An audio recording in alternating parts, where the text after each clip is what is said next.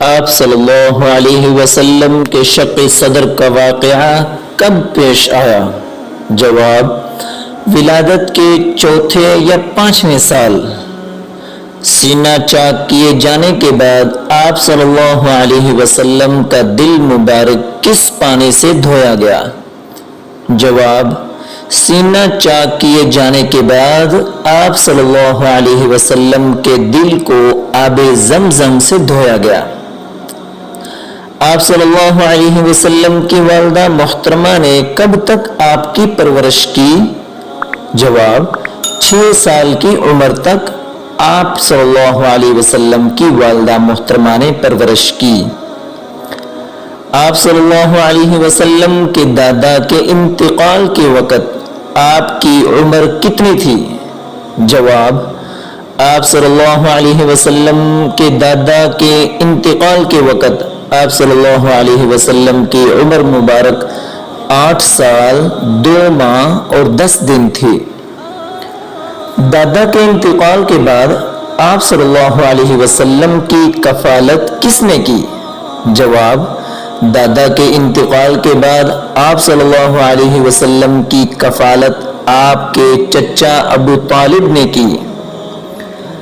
جب جنگ فجار ہوئی تو اس وقت آپ صلی اللہ علیہ وسلم کی عمر مبارک کتنی تھی؟ جنگ فجار کے وقت آپ صلی اللہ علیہ وسلم کی عمر 15 برس تھی۔ چچا ابو طالب کے ساتھ جب آپ صلی اللہ علیہ وسلم ملک شام کے لیے نکلے تو راستے میں آپ کی ملاقات کس سے ہوئی؟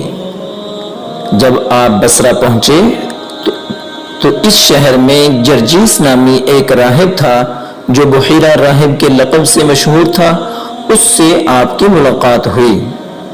بحیرہ راہب نے آپ کی نبوت کو کیسے پہچانا؟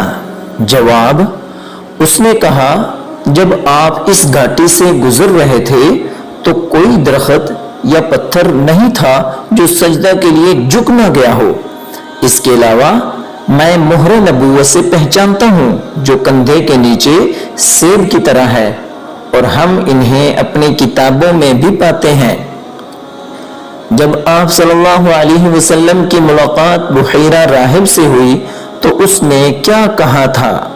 جواب: بحیرہ راہب آپ صلی اللہ علیہ وسلم کا ہاتھ پکڑ کر کہا کہ یہ سید العالمین ہیں اور اللہ انہیں رحمت للعالمین بنا کر بھیجے گا۔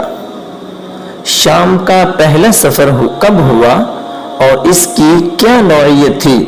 جواب: جب آپ صلی اللہ علیہ وسلم کی عمر مبارک 12 برس اور ایک قول کے مطابق 12 برس 2 ماہ 10 دن تھی تو آپ کے چچا ابو طالب تجارت کی غرض سے شام تشریف لے جانے لگے تو آپ نے حضور صلی اللہ علیہ وسلم کو بھی اپنے ہمراہ لے لیا۔ بحیرہ راہب نے آپ صلی اللہ علیہ وسلم کو دیکھ کر کیا کہا تھا؟ جواب: جب بحیرہ راہب نے آپ صلی اللہ علیہ وسلم کی نبوت کو پہچان لیا تو ابو طالب سے کہا کہ واپس کر دو انہیں، ملک شام ان کو نہ لے جاؤ کیونکہ یہود سے خطرہ ہے۔